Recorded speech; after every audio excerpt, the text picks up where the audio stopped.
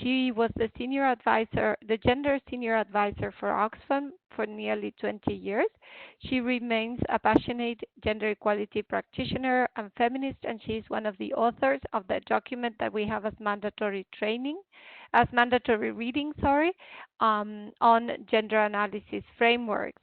So I think it's an excellent opportunity to hear directly from her.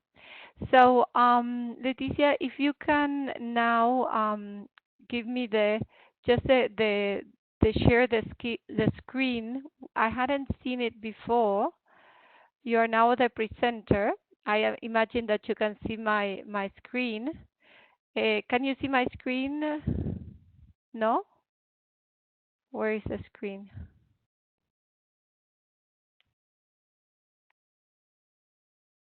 Okay. Okay, so now you can see my screen, and I will put on the presentation. And Ines, you can start as soon as you see the presentation. Well, let me check this here so that it's not. Leticia, are you giving the mic to Ines, please? Hello, Lisa. Hello, everyone. Yes, Ines will be connected in a moment.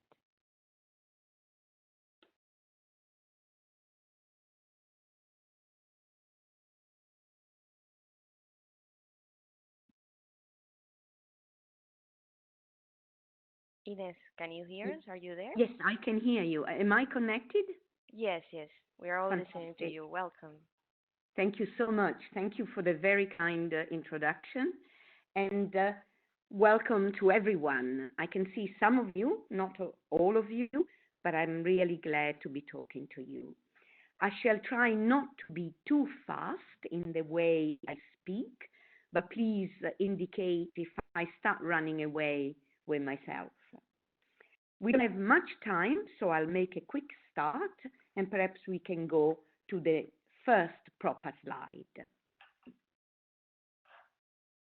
So the beginning of this discussion must be gender analysis. And I am confident that all of you are familiar with what gender analysis is. But just in case, gender analysis, it's a I can give you a very quick definition. It is a practice that involves collecting and analyzing sex disaggregated data to understand the differences in the lives of men and women and their underlying causes. And we do that, we carry it out to shape actions towards gender equality. So from this definition, you can already appreciate that gender analysis, it's an integral part of gender mainstreaming and gender standalone work. In fact, it's indispensable for both of them. Let's see the next slide. So if gender analysis, we have just defined gender analysis, what are gender analysis frameworks? Let's try again to give a fairly direct definition, which should appear in your screen any minute now. There it is. And once more, it is simply, when we talk about gender analysis frameworks, they are tools. They are tools for gender analysis. And in fact, normally, any given framework, it's an assemble of tools. It's a collection of tools. In other words, they are methods of research, analysis, and planning for assessing and promoting gender issues in the work of institutions and institutions themselves. So I hope this is clear for now. We need to ask another question at this point in time. Sorry, can you go back a second? I think we need to clarify, when do we use gender analysis frameworks? Very often, people believe that a gender analysis is carried out just at the beginning of a project, an initiative, a piece of research. In fact, gender analysis and hence the frameworks that we use to carry it out needs to be carried out at each stage and level of cycles of projects or programs. And I think this is important to remember because situations change on the ground and we need to continue analyzing them. So far things seem fairly easy, I believe. But it's not quite this easy. One of the reasons why things are a little bit more complicated is that there are many misconceptions about gender analysis frameworks, which we are going to share in the next slide. So there are three main myths concerning gender analysis frameworks: that they are expensive and time consuming, that you can just pick one up and just go. You can apply it as it is. And thirdly, the third myth, the third misconception is that when you have used a framework and carried out a gender analysis, your work is done. So let's try to challenge each of these myths. Let's look at the first one, that is that gender analysis frameworks are expensive and time consuming. Is it true? Let's see what appears on the screen. There should be, that's it, we are getting there. First of all, any gender analysis framework is as expensive and time consuming depending on how you use it. For example, you might carry out gender analysis as a self-standing exercise, or you might integrate it into a larger assessment, in which case its size, the time it takes, its cost will vary. The thing to remember is that what they do need, these frameworks, is they do need specific skills, not only in collecting the necessary data, but actually in analyzing the results we have from a gender analysis, and also to put them into use through planning and design of our work. Let's look at the second misconception, which we can just pick up any of the framework and just apply them. This is really quite a dangerous methodology because there is no magic tool. Any framework needs to be adapted to your needs and to your circumstances. But also they need to be adapted to your resources. How much time do you have? How much budget do you have? What kind of expertise do you have? And above all, in choosing a framework, you still need to be very clear what technique you are going to use to collect the answers to the questions that the frameworks lay out for you. The kind of tools and techniques that we normally associate with frameworks are the same that we use in participatory action research. For example, focus group discussions, or Cicerone calendars, or in-depth interviews. And they form part of the bag of tools that usually are necessary to deploy the framework. But one thing to remember, that very often we forget that frameworks can also be very useful in extracting information from secondary material. For example, from reports, from articles, and from books. Let's look at the third mythology, the third misconception. can't just use a framework, do a gender analysis, and that's it. A gender analysis and the framework you use are just the beginning. You need to put the results into use through design and plans and a ML framework, a monitoring and evaluation framework. Naila Kabir said, no set of methods are in themselves sensitive to differences and inequality between men and women. It is what we do with them that it is important.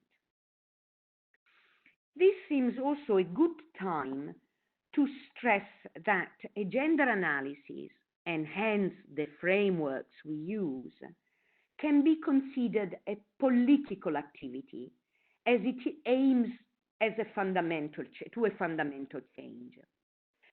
For this reason, gender analysis frameworks can encounter resistance. For example, that's why sometimes we hear, oh, we don't have budget, we don't have time to carry out gender analysis. This is also explains why it is important to be familiar with gender analysis frameworks.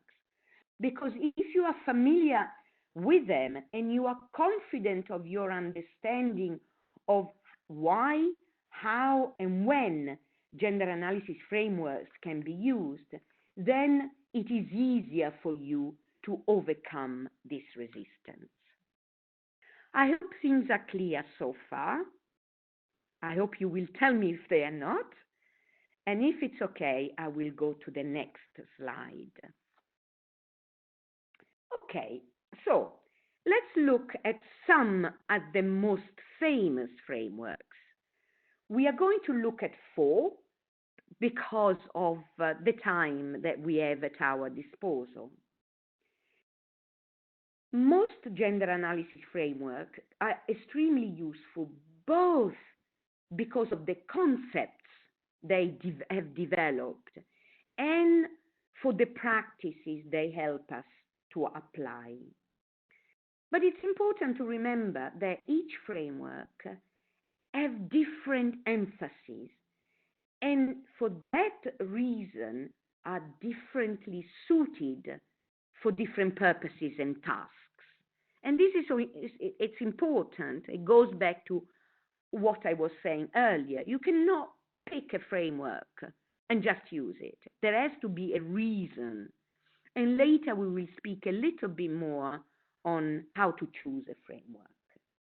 So let's look at very briefly at 4 of them, and then we'll focus on 2. The Moser framework emphasizes gender relations, include a process through which you can identify gender roles, who controls resources and decision-making in the household, and then it takes you to the planning stage. So very comprehensive and very much used for the collection of information. Equally well known is the Harvard framework. It has some similarities with the Moser framework. It looks at the roles and activities of men and women, at how resources are allocated differently to men and women, and also at the factors that explains this allocation. But we will look shortly at these 2 frameworks a little bit closely. Let me mention 2 more. The Long Women's Empower framework has a very specific use. It can be used to understand and monitor progress in women's empowerment. According to the framework, the advance towards women's empowerment can move through 5 levels, from welfare to access to resources and other benefits, to conscientization, which is when notions of gender equality become internalized and understood. And then another level is participation, and finally control in terms of empowerment. So it has a very specific use. Another very progressive framework is the social relations approach. As you can see, this is considered an approach and not a framework. And it's quite complex because it looks at the relationship between the key institutions of the state, the market, the community, and the family, and how their interrelation influence gender relations and the respective status and power of men and women. I find it quite useful because it combines well with institutional analysis. So I hope it has been useful to introduce these four frameworks, and you are still following me. And let's see a little bit more closely the Moser framework and the Harvard framework. We will now go to the next slide.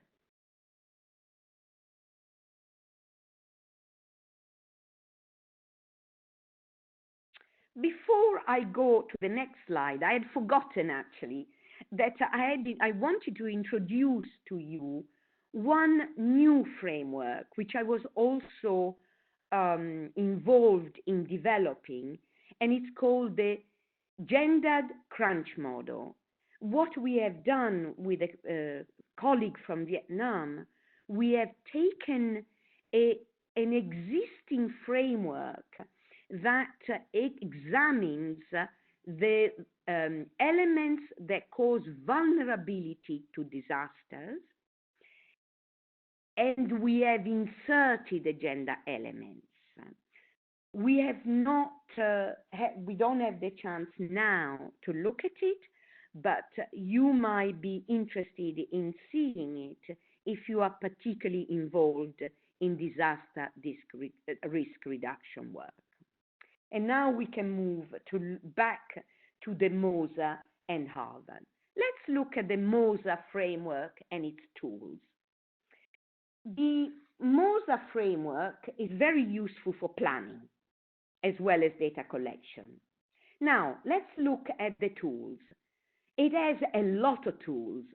Tool 1 identifies what women, men, boys and girls do in productive, reproductive, and community activities. Please note these three areas: productive, reproductive, and community activities, what Moser calls triple burden.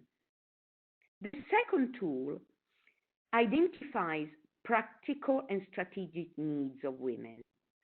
I hope you are familiar with this language. The practical needs are the needs that relate to women's daily lives, but when we address them, they maintain the same gender relations rather than transform them.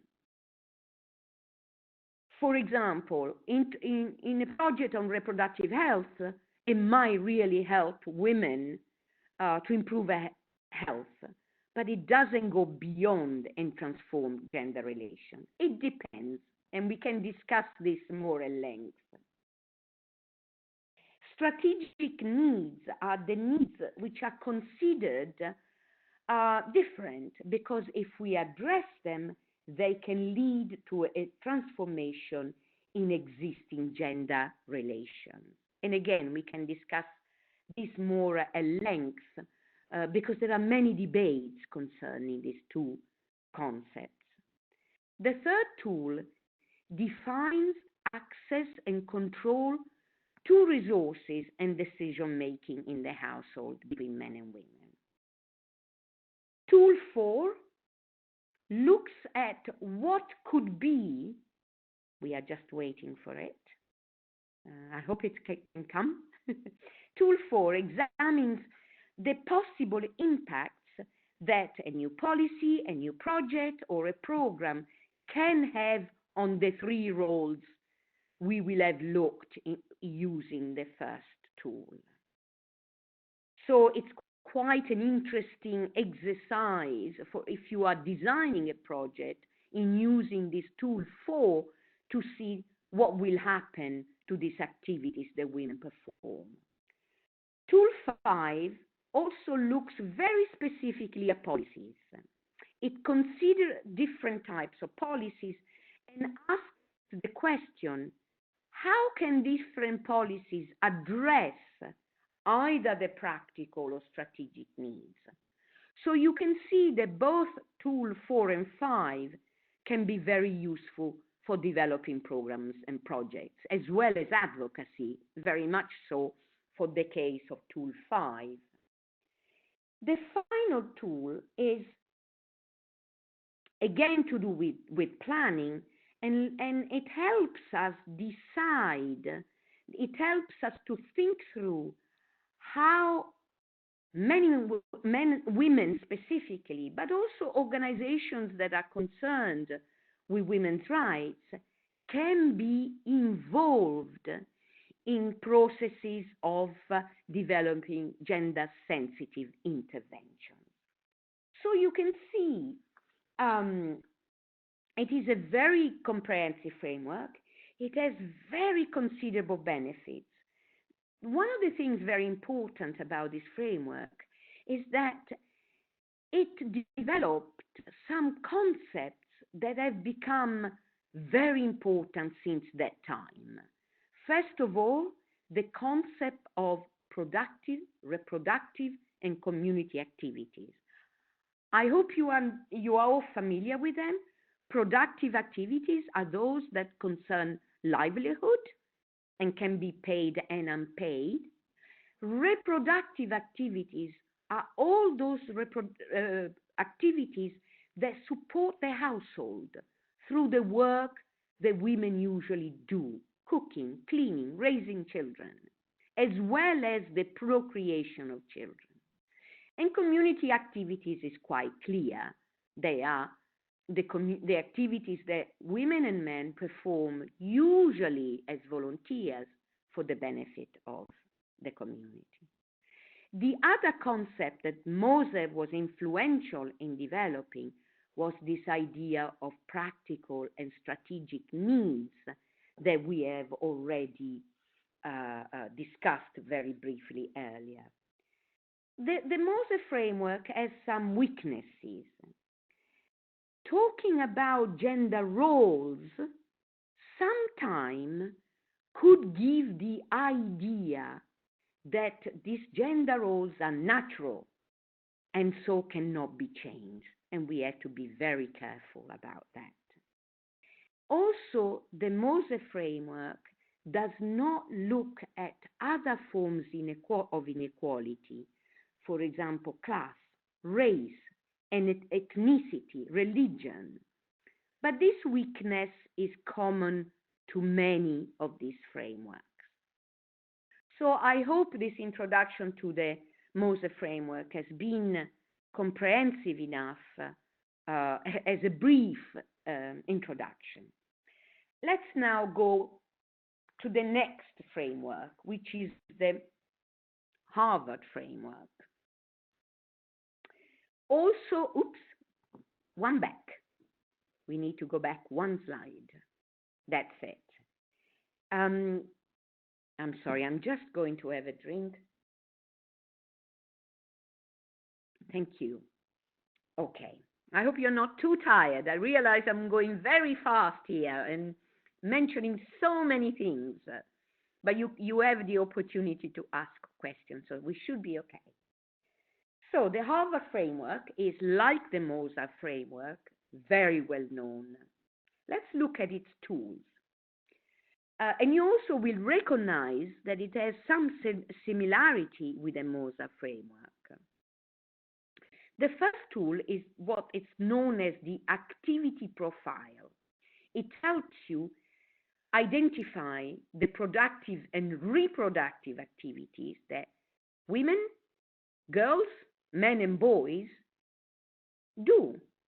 And so it helps you to answer the question, who does what? So that's the first tool. And I will show you how I have used it in a minute.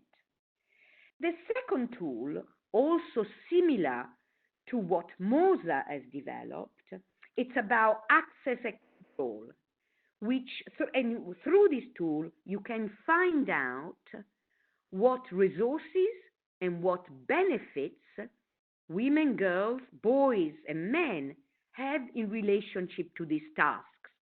For example, can women access land? Can girls control income? These are the kind of issues that the framework helps you to find answers for. Let's look at the tool number 3. By that time, when you have identified the roles of men, women, boys, and girls, and the access and control to resources, it will help. This is a more conceptual tool, but it will help you to understand the reason behind this difference is in access and control to resources and in the work men and women, boys and girls do. For example, is it because of policies? Is it because of social norms? Is it because of demography? Because it's not enough to know what happens, we need to understand why. Let's look at the fourth tool. This is a traditional checklist, and you can use it to see if a project or an organization is gender sensitive. So, for example, if you have written a proposal, you can check it for its gender sensitivity and strengthen it according to the results you achieve. Now, let me talk a little bit about the strength of this framework. I find it very useful because it is very easy to adapt to different circumstances. It has the 4 tools can all be adapted. I like very much this distinction between productive and reproductive tasks, although I normally would add the community side, the third element that Moser uses. I think this framework stresses the difference between access and control to resources. This is very, very important. For example, if I am a woman farmer and I have access to land to grow crops, do I have control over the harvest? Can I sell it? Do I have control over the land itself to be sold? Do I have control over any tools that we might be using? Or can I just access it to use my labor? And you can see how important this distinction is, because unfortunately we know that, for example, women very often have very poor access to land. If I'm not mistaken, just to give 2 examples, in Bangladesh, only 10% of women own land, which is really not very much. In Nepal, it's even less. It's about 9%. So very useful concepts, access and control over resources. And they can be used for other groups, for young boys and girls, for men and women of different ethnic groups, for example.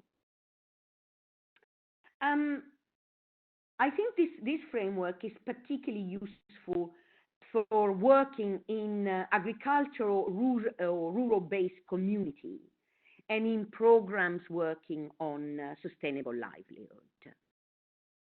there is one weakness. Some of the tools that we use with this framework can be used in a very simplistic way, just like checklists. And in this way, we can easily forget that these tools should be highly participatory. We should not be making up these things. The information we need to reach our conclusion must come from the populations we are working with. But the temptation sometimes is to use the tools in a kind of automatic way, just ticking the boxes. So, um, again, I'm going very fast, but I hope it has given you a little bit of an introduction to this. Let me show you very quickly the first tool I mentioned, tool number one, looking at the division of labor. This is what I used in a recent piece of research in Vietnam. This was a DRR, a disaster risk reduction project, and we created this matrix in order to collect what men and women did in this community in terms of agricultural work. So you can see on the left column, we encouraged people to choose two crops. I think one was rice and one was wheat. No, it wasn't wheat. I don't remember what the second crop was. And then within these two crops, we started asking, what is it that the adult male does in this work, in this type of work, for example, in rice growing? Usually, for example, men do the preparation work in rice. What do women do? And very often women do things like transplanting, weeding, and harvest. What do children do, boys and girls? They might help the parents with some of their tasks, or they might be doing separate tasks. However, what we try to do is to have quite a comprehensive set of information, not simply yes or no, a man does the preparation of the soil, or the woman does the weeding and put a tick, but we would also put the type of the quantity of the work, and when the work would be done. And under the reproductive work, we also asked what kind of reproductive work: washing, collecting fuel, collecting water, cleaning, and all that. And the same for community work. And in doing this in a participatory way, in groups, we did these exercises in groups of men, groups of women, and then mixed groups. And so we were able to observe the discussions and what people agreed and disagreed on, but also compared the information that the different groups of men and women were giving us. So it gave us a lot more information. This is obviously quite time consuming, but one way through which we saved a little bit of time was that we were already familiar with the area. We knew already what kind of agriculture was there. We knew what happened with land ownership. We knew what happened with climate change. And so we knew what the hazards and the risks were. And when we did the other exercises, this information already made sense in the context of what we knew already. So another reflection on using this framework is that indeed having knowledge of the communities, of the areas we work in, is important. And sometimes we know that usually there are reports, there are publications from which we can get a lot of information. Okay, so that's my little introduction to Moser and Harvard. Let me make a couple of more general reflection before I finish my presentation. Yes, please, the next slide. I was saying that earlier that frameworks are different, they have a different emphasis. So, oops, back again. One slide, that's it. So, how do we choose one? How do we know? Well, let's stress again, there is no magic universal tool like a Swiss Army knife with which you can do everything. Frameworks need to be chosen carefully. They need to be used flexibly and adapted carefully again. So, for example, the Moser framework would be very useful to collect primary information for an assessment on livelihood or agriculture. On the other hand, the checklist, the tool 4 of the Harvard framework, might be best to evaluate the gender sensitivity of a proposal. While the crunch model that I showed you briefly could be the best to understand the root causes of vulnerabilities to disasters in a given area. But remember, the context also matters. So you need already to know, where am I? What is important here? What kind of secondary information are already available? Is it easy to carry out field research? This will all help you to decide. And finally, as I mentioned earlier, the time you have at your disposal, the finances you have at your disposal, the expertise you have will also help you to decide. The important thing is that these frameworks are indeed very useful because gender analysis, as we were saying, is indispensable. So, my last slide as a summary. What have I said so far? Gender analysis frameworks are useful sets of tools for gender analysis. And as such, they are essential to all gender equality practices, both to understand programs and institutions. But please remember, doing a gender analysis, using a gender analysis framework is only the start. It's what you do with the findings that is important. They are political tools because their aim is to help achieve fundamental changes in gender relations. And above all, must be participatory and used flexibly and adapted to needs, to resources and circumstances.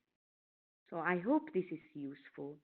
And as my last slide, I just wanted to thank you for your patience.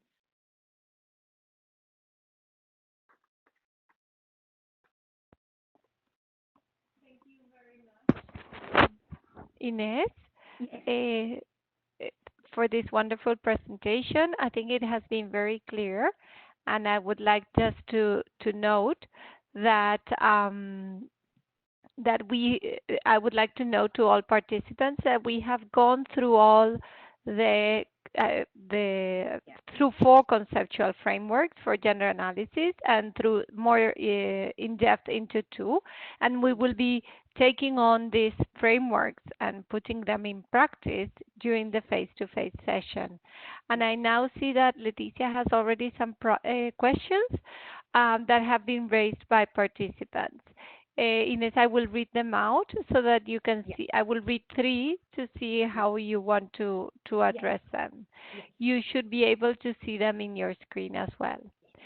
Vesna says, could you please advise on how to proceed with gender analysis in countries where sex disaggregated data is not available? Very good point, thank you. Yes. And Para says, is there a framework for analyzing the social norms to design actions to change them? In case of a need for analysis of a large geographic area, how can we capture differences and intersectionalities? Diananda also points out that what would be a good framework to look at when designing a program addressing violence. We have a program on safe cities, women's and girls' safety in public spaces. Mm. So would be useful to understand a possible analysis for such program. Yeah. So after you again, Ines, thank you. Yes. I will try to take one by one, and obviously they are very difficult questions. So what I'm sharing are not so much answers, rather reflections. I think the absence of sex disaggregated data is is is a real problem, especially around certain issues like GBV and others. Um, Also, I would add that for any organization, it's really important to carry out advocacy on what are known as SAD, sex and age disaggregated data, because the need for such data is being expressed in so many commitments and frameworks, the Sustainable Development Goals, the recent humanitarian summit. So there is an international commitment, and I think we should carry out advocacy with governments and other institutions to make sure it happens. However, when they are not available, it is still possible to do gender analysis in the communities where you are operating using whatever is convenient, and then reflect on whether you can generalize from your findings by making use of secondary literature. For example, if you have reports, books that talk about, I don't know, I'm thinking things like gender differences in employment, and you have done a small research in five communities, but there are other pieces of research that have found similar findings, then you can claim that your findings reflect a more general situation. I don't know if I have explained this clearly. So you do use small-scale research, but rely on other research to say, I'm confident that this situation can be found much more generally in the country or in the region. I hope this makes sense. The question of social norms, I think this is a really interesting question. I would say two or three reflections on that. I think what I called tool 3 of the Harvard framework can help with that, because it asks questions around the reasons behind certain situations to do with gender roles and access and controls profile. So those questions relate directly to those situations. But I think if you look at that tool, you might be able to adapt it for certain purposes. I have seen material produced specifically for GBV on social norm and research. So please do have a look online. because there are publication, and I know Oxfam is preparing to publish a new one on social norm for GBV. It is a pity that people are so aware of considering social norms in relation to GBV, but not in relation to other gender relations or gender issues. However, perhaps by looking at the frameworks and the methodology being suggested for GBV, you might find something useful. I know that WHO for sure has something. Intersectionalities. I mean, I don't know in terms of large geographical area, because we are entering into surveys in that case. But I think any of the frameworks we have mentioned can, in theory, be used in an intersectional way. For example, you will have seen it in the tool I showed you from the research that we did in Vietnam, that we spoke about men, women, boys, and girls. So we were trying to introduce the issue of age, but there is no reason why you couldn't include other elements. Obviously, the more elements you include, the more complex the tool gets.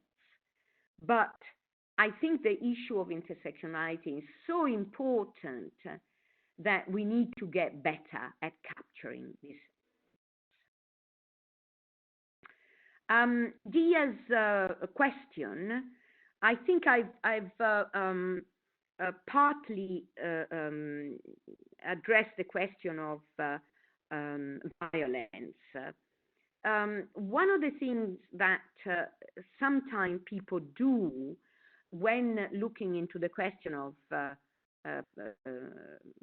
violence against women or GBV or either of the two or both, in order to design programs, the language of formative research seems to be used a lot. So that it's not only the framework, but actually the entire research methodology you need to adopt. And of course, when researching, and you will know this, Dia, more than I do, when researching issues of violence, it is extremely sensitive.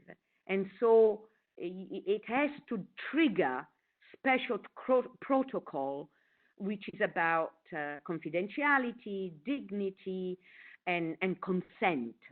Again, the WHO and others have done a lot of, prepare a lot of documents of this.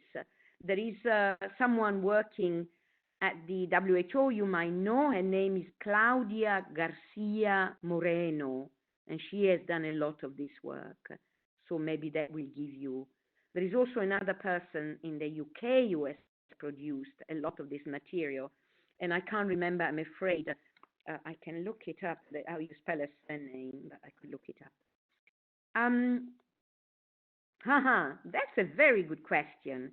How can gender analysis be approached from a human resource management? That's a very good question. Let me think about this. To be honest, when I have done gender analysis within the organization, I have tended to use, I suppose you can call them gender frameworks, but there are out there quite a few. Again, the WHO, quite interestingly, has got one that is quite good. I find that they have to be all adapted very seriously, very dramatically, because many institutions are very sensitive to being scrutinized for their gender practices.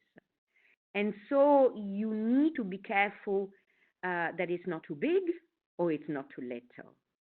I have done several institutional analysis of organizations, and sometimes I've had to reduce them considerably. I've done one last year in Myanmar, and we had to keep the questions to a very, very, very minimal, opening up questions about policy that exist, recruitment practices, practices around facilities and services available to male and female staff. So again, please have a look at what the WHO has in terms of gender organizational assessments, but make sure that you adapt it to your needs, and make sure above all that you negotiated with the organization. My experience with this kind of analysis is that the process of designing it is as important as the analysis itself. Because if you don't have the organization with you, if you don't have the human resources department with you, even if you come up with the most wonderful analysis and recommendations, they will not apply them. So working with them at all stages and making sure that that it's clear what you are doing and they agree with it is half of the work.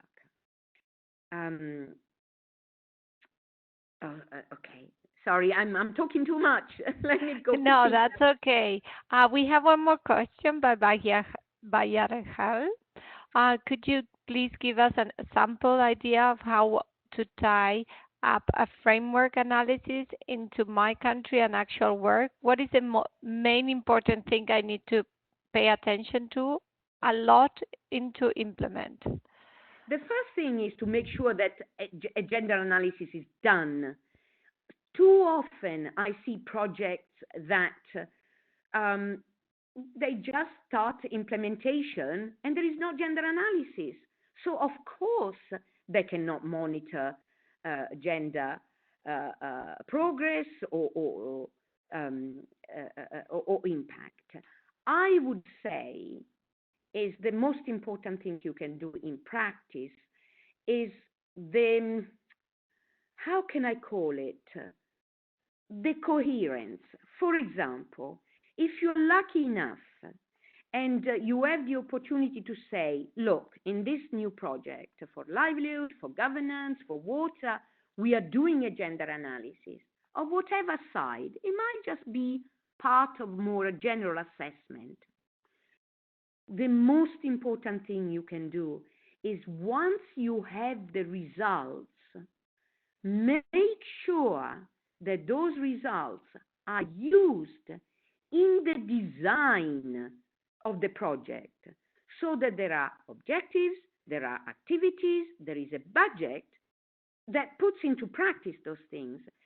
Because it's no use to have a gender analysis that say women do that, men do this, women work in agriculture, men work in industry, and then there is no objective, no activity that reflect that. So the most important thing I believe in is that if you do a gender analysis, make sure that those findings are reflected in the objectives and activities of the project, and also that there is money to do it. Again, too many times I see projects, we will empower women, we will train everyone, and then there is no money to do it. So you need to be a little bit tough, but the follow through is the key thing. I hope that makes sense. Thank you very much, Ines. I think yes, it makes a lot of sense. I just wanted to point out what Vesna was saying about your response, that yes, it answers her question and it's very useful indeed. I also wanted to point out regarding the question on human resources, sorry, excuse me. ILO has an interesting framework, has created an interesting methodology for analyzing organizations and institutions, which is the participatory gender audit. Yes, We will also look a little bit into it, I think, during the face-to-face. Fantastic. And we will definitely, what I wanted to tell everybody is that we will be including all these materials and all the resources that Ines has mentioned and that we can get a hold of. We will be including them in the e-learning campus in our course site. mm, Anna has also a question or a comment. What can be done to go deeper into the gender analysis when our very basic and universal data can be collected using these tools during focus group discussions? For example, women don't control land, women focuses more on taking care of the family, etc. This summer, I used these tools, but I found that the responses I was receiving during focus groups discussions was very generic, standard traditional needs, roles, and barriers. What would yes. you recommend in such Huh. cases? Ah, before I reply, Lisa, you're absolutely right. I'm sorry. I think I misspoke when I mentioned earlier the tool. I said WHO, but I meant ILO indeed for the organizational assessment. So thank you for that. So Anna, I totally share your experience, and I don't have an answer. I really don't have an answer. I think uh, doing separate um, research, obviously focus group discussion with men and women, is very useful. But unfortunately, this is a question of time. Sometimes we think we go for half a day in a community, we sit there for an hour. And when I did my PhD, I spent a year in a village of 500 people. And when I left, I still didn't know enough. So what I'm saying is that you have to be very persistent. And sometimes it is hard. It is hard because people come up with very generic replies. Um, I wonder if sometime what helps is to have a mix approach. For example, if you've gone and done focus group discussion, doing a seasonal calendar also will help. Or doing a 24 hours calendar will help. So a combination of tools, it's always useful. Using Venn diagrams will help. So the issue is time. So in brief, I would say a combination of tools like seasonal calendars, all the participatory tools that we are familiar with, but also the time that we need to do this work. Thank you very much, Ines. I think this last point is very important that Anna has made, and I think your response points out to the need to look into not just to use the tools of each of the frameworks sort of automatically, although they are ready and they are easy to use and they need to be adapted, and this is an advantage.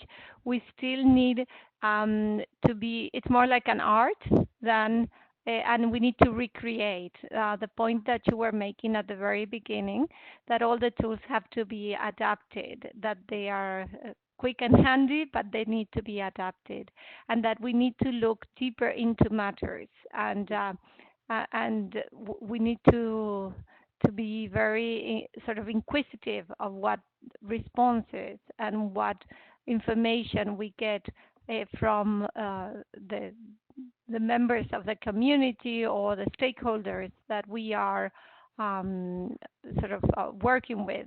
And this could not only be in a community, this could also be in an organization, as you were pointing out before. Organizations, we all try to be, we all respond not in a defensive manner, but we are all, I mean, we have to look below, beyond what Yes, the real words are telling us. absolutely. Um, Yeah, well, I think we're going to close now only because of a matter of time.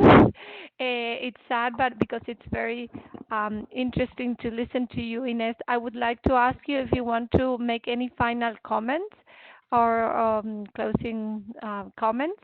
Uh, No, just yes.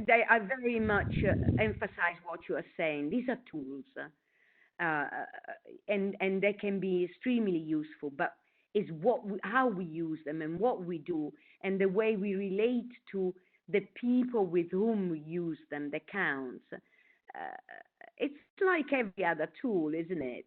You have to use it properly. But it's even if you are a carpenter and you use a hammer, that's only part of what you do. You have to love wood. You have to enjoy what you're doing and be committed to it. So that's really my only comment at this stage. Thank you very much, Ines. Thank you for this wonderful presentation and for sharing with us all your knowledge and all your experience. I think it has been very useful. We will be posting this webinar in our course site so the participants that couldn't listen to it right now can access afterwards. Thank you very much to My everybody pleasure. to, to participate, especially to you, Ines. Yes, and we will be in touch in the e-learning campus with all participants. Thank you, and good luck to all of you. Thanks for having me.